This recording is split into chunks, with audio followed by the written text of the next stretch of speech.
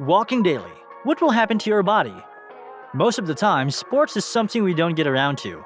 Being constantly in a hurry, we simply have no time. However, don't get upset. Regular walking can be a great alternative to sports. Of course, this doesn't mean that you don't need to play sports. On the contrary, walking is a good way to motivate people for further sports training. Moreover, you can easily start your active and sports-oriented lifestyle by taking walks. The most important benefit of walking is that you don't need to go anywhere, follow a specific schedule, and so on. You can take a walk when going home from work, or for example, on your way to the store. Everyone can take a walk at any time of the year and in any city. Today we'll get to know some details about walking. Let's find out how it affects our body, consider the benefits of this activity, as well as finding out how walking affects weight loss. Now, walking is an excellent way to prevent various diseases. Walking also helps with low immunity, sluggishness, low mood, etc. When walking, our muscles are actively engaged, keeping a great muscle tone for the whole body. Walking helps to kickstart neurophysical and biochemical processes.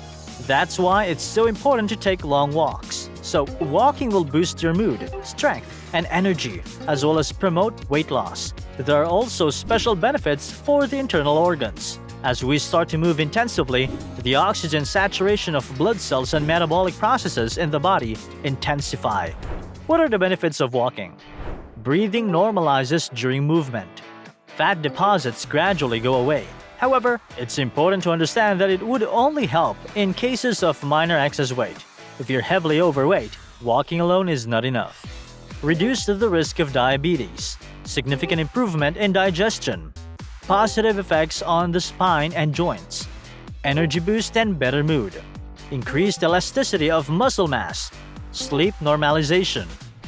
As we understand, walking has a number of positive aspects that have a beneficial effect on our body.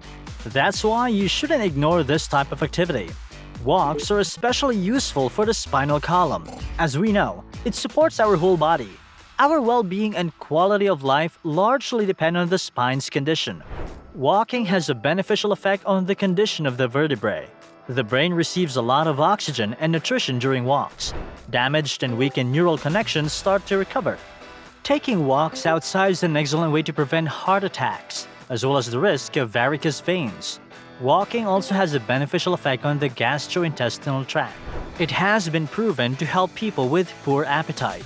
In addition, you may notice that walking can facilitate weight loss. The effectiveness of walking has been scientifically proven. Intensively, daily walks increase fat burning, which means that over time, your body will significantly change, both externally and internally. A simple and effective way to get in great shape is to walk every day.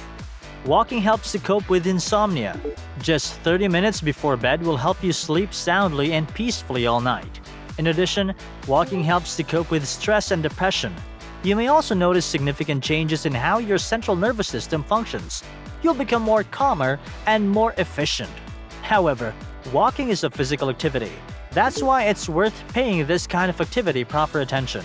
You shouldn't go for walks if you have any kidney diseases, colds, glaucoma, or if you're recovering from surgery and a serious illness. Of course, the main question is, what muscles are involved in walking? At a steady pace, walking involves a minimum number of muscles. These are usually the legs, gluteal muscles, and the spine.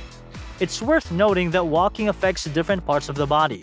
For example, the following areas are actively involved in walking: calf muscles, gluteus maximus, and quadriceps. The muscles of the scapula, chest, neck, biceps, and triceps are actively involved in Nordic walking. Tips and rules for walking. Although walking seems like a fairly simple activity, it's also worth following certain rules. It's important to remember about moderation. You shouldn't start walking long distances. Start small and then work your way up from there by increasing the distance. Consistency. As a rule, it's quite difficult to take walks every day at first, but the most important thing is to start. By a certain time, you'll develop a habit and you'll be able to go for walks without any problems. The minimum technique must be observed. Place the foot from heel to toe.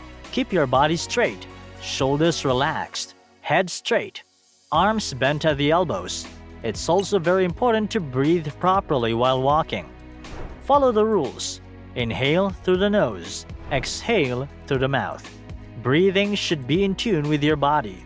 It all depends on the level of exercise load. A 30-minute walk would be ideal. You can gradually increase the time, and the process itself should become enjoyable. If you have shortness of breath, weakness, or other unpleasant sensations, stop training and rest. It's best for beginners to start by taking a 4-kilometer distance. Once you get used to it, increase the distance and pace of your walks. Comfortable clothes and shoes. Pay attention to the shoes you plan to walk in. Sneakers or any other comfortable shoes are best. It's advisable to give up heels and massive boots during walks. The foot should feel light and comfortable. Bad weather shouldn't interfere with your walking routine. You can easily practice at home.